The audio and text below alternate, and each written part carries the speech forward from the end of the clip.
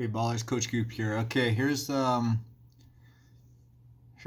we can attack a 2-3 zone, any zone for that matter, but a 2-3 zone. The intent being is that the three oftentimes are stacked on baseline underneath the hoop, protecting the key. So what we want to do is we want to attack that zone.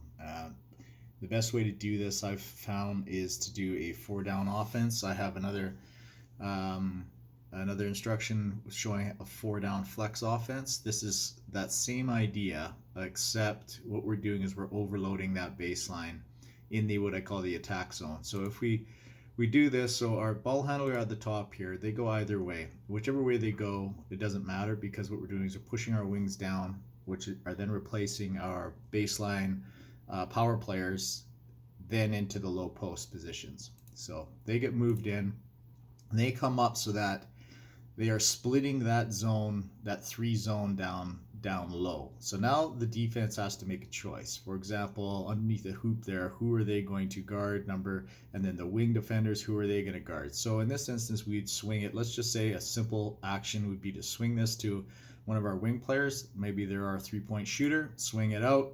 If they're open, they take that shot, for example. What's happening here now, of course, is because three is going to close out on this player here who's now got the ball. It opens up this opportunity here, and what we got here is a triangle, basically a triangle offense is we're going to work off of.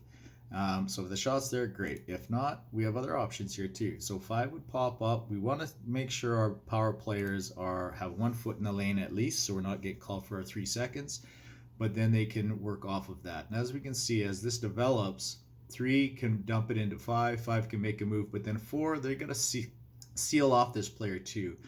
Because this player here as well, because now this player has got to decide who they're going to take. Quite often in the zone defense, of course, this player gets lost in the mix here, and until they would call something else, they go back to man.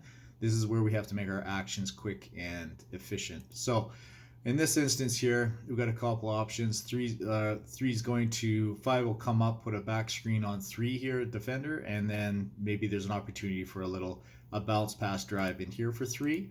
A pull-up shot is an opportunity, or as I say, there's this opportunity here. If four is sealing this player off, it's always about position, getting time and space.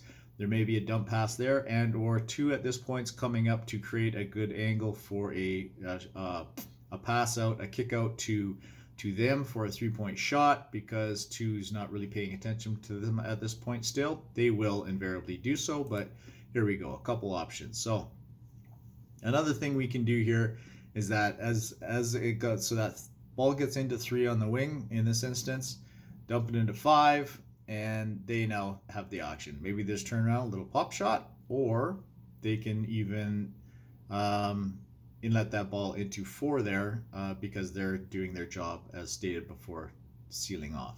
All right, or five can do a kick out there, and or look for one maybe to shake, and they drive into the lane for a little pass in there, and again they can take a shot, pop shot there, a floater over five if they pull out, or dump it off to four here because we've sealed off, or if five comes out again, we can dump to five. So there's a number of ways that we can attack this zone with this four down offense. Another option here is five just kicks it out, the one splashes through, and two gets a wide open shot there.